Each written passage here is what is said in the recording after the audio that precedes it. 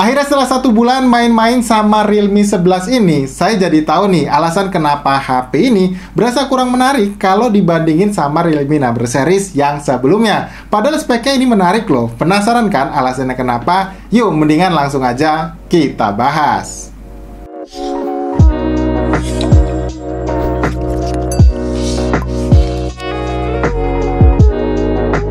Halo guys, ketemu lagi barengan saya Iksan. Oke, jadi di tangan saya saat ini adalah smartphone number series terbarunya Realme ya, yaitu Realme 11. Smartphone yang resmi hadir kurang lebih sekitar 1 bulan yang lalu ini dibanderol di awal perilisannya dengan harga yang emang lagi panas-panasnya ya buat pasar smartphone Indonesia, yaitu 3,599 juta. Untuk RAM dan storage yang didapat adalah 8/256 GB. Yang mana sebetulnya kalau kalian itu mau sedikit lebih sabar ya, HP ini tuh untuk sekarang udah mulai banyak loh yang jual dengan harga 500.000 lebih murah dari harga di awal perilisannya tadi. Tapi pertanyaannya sekarang adalah apakah dengan harga 500.000 lebih murahnya tadi bikin Realme 11 ini jadi makin menarik buat dibeli? Di sini saya bakal coba jelasin mulai dari bagian desainnya dulu. Untuk desain, Realme 11 ini bisa dibilang membawa desain yang cukup menarik ya, dengan menempatkan satu buah bumper kamera besar berbentuk bulat di bagian pojok kiri atasnya sini. Yang mana Realme menyebutnya sebagai Glory Halo Design, yang memang sekilas pada bagian ring bumper kameranya ini terlihat seperti mahkota jam tangan mewah, terutama pada varian warna Glory Gold-nya. Bobotnya yang ringan serta ukurannya yang terbilang cukup compact ini bikin saya berasa nyaman ya selama saya genggam smartphone ini dengan satu tangan dalam waktu yang cukup lama. Dan ya walaupun material bodi keseluruhan HP ini tuh masih berbahan plastik alias polikarbonat, smartphone ini tuh tetap berasa kokoh ya, yang dipertegas dengan desain bagian framenya yang dibuat mengotak kayak begini. Untuk di sisi atas smartphone-nya ini ada lubang mikrofon, di sisi kanan ada tombol volume dan tombol power yang merangkap sebagai sensor sidik jari, di sisi kirinya ada slot SIM tray yang jenisnya triple slot, dan terakhir untuk di bagian bawahnya ada port jack audio 3,5 mm, lubang mikrofon lagi, port charger USB Type-C, dan satu buah grill speaker yang amat sangat disayangkannya nih. Ini tuh masih mono speaker aja ya, jadi belum yang stereo speaker. Untuk isi dari paket pembeliannya juga masih lengkap ya guys, ada SIM tray ejector, buku panduan pengguna beserta kartu garansi, jeli case bening, kemudian kabel charger USB-A to USB Type-C, dan satu buah kepala charger yang kali ini untuk output daya maksimalnya udah gede banget nih, yaitu 67 watt dengan teknologi Super VOOC-nya. Nah, tentu dengan harga yang ditawarkan, udah pasti bukan hanya soal desainnya aja ya yang menarik dari Realme 11 ini. Sebab untuk spek layar yang dipakai HP ini itu udah terbilang cukup oke ya, dengan panel layar Super AMOLED-nya yang luasnya 6,4 inci, resolusinya Full HD+, support refresh rate layar sampai 90 Hz, dan untuk proteksi dari layarnya ini udah dilapisi kaca Corning Gorilla Glass 5. Yang mana sepengalaman saya selama kurang lebih 1 bulan ini pakai, layarnya itu terbilang cukup memuaskan ya untuk kualitas. Warna yang ditampilkan terbilang cukup vibrant, dipakai di luar ruangan dalam kondisi cukup terik, juga layarnya masih cukup nyaman buat dilihat. Pokoknya ya no komplain lah kalau ngomongin soal kualitas dari panel layar si Realme 11-nya ini. Palingan ya catatan soal layarnya sih ada di bagian bezelnya aja ya guys, terutama di bagian bawahnya yang memang masih terlihat cukup tebal kalau dibandingin dengan sisi bezel yang lainnya. Dan untuk penempatan lubang punch hole kameranya nih, yang menurut opini saya pribadi ya, kayaknya lebih oke atau lebih mewah lagi kalau seandainya posisinya ini tuh bisa dipindah ke bagian tengah sini.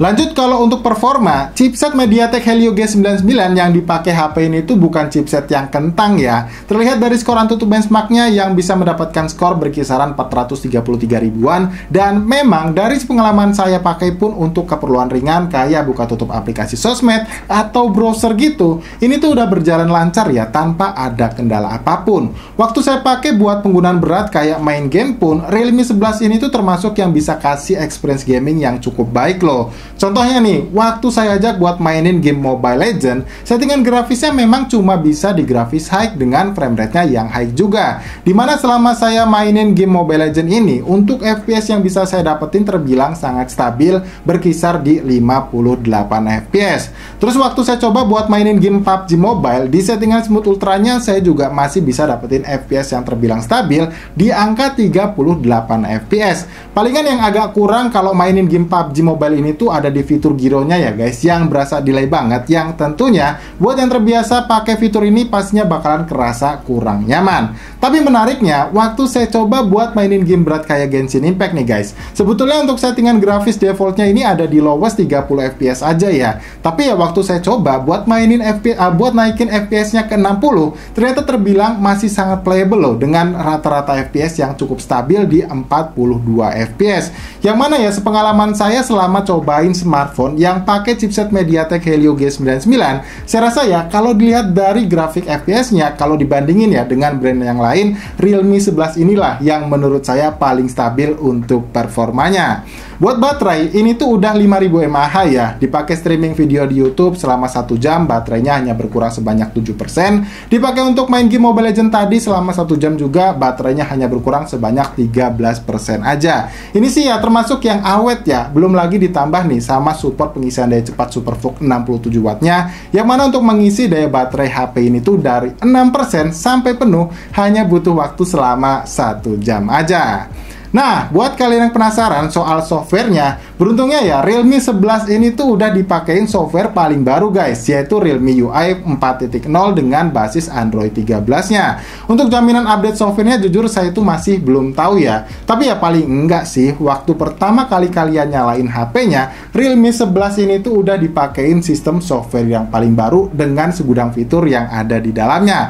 Mulai dari NFC sampai fitur ekspansi RAM virtual up to 8 GB juga udah tersedia di HP ini. Cuman ada satu hal yang menurut saya memang agak sayang sih, yaitu soal aplikasi bloatware-nya yang nggak tahu kenapa nih malah makin kesini makin berasa tambah banyak. Ya walaupun sebetulnya emang masih ada beberapa yang bisa di-uninstall sih, tapi kan males aja gitu ya, berasa nambah kerjaan lagi buat atur-atur tampilan UI-nya. Ya semoga aja ke depan nih Realme mau benerin soal ini ya, karena kan sayang aja gitu, interface UI-nya ini udah kelihatan bagus, jadi kelihatan berantakan gitu loh, gara-gara kebanyakan aplikasi bloatware-nya. Nah, yang terakhir tentu aja saya mau bahas ya, gimana sih kualitas dari kamera utamanya yang punya resolusi sebesar 108 megapiksel ini. Tapi ya sebelumnya saya mau jelasin dulu ya, untuk setup kamera dari Realme 11 ini tuh dual kamera aja ya, di bagian belakangnya sini. Dimana untuk resolusi kamera utama 108 megapiksel, kamera depth 2 megapiksel, dan satu buah lensa kamera selfie di bagian layarnya sini yang resolusinya sebesar 16 megapiksel. Jujur untuk hasil jepretan fotonya ini saya suka ya, warna kulit masih terlihat cukup natural, dan image range-nya juga luas selama kalian aktifin fitur SDR-nya. Apalagi buat mode portraitnya nih, baik lensa kamera utama atau lensa kamera selfie-nya udah bisa kasih efek bokeh yang terlihat rapi.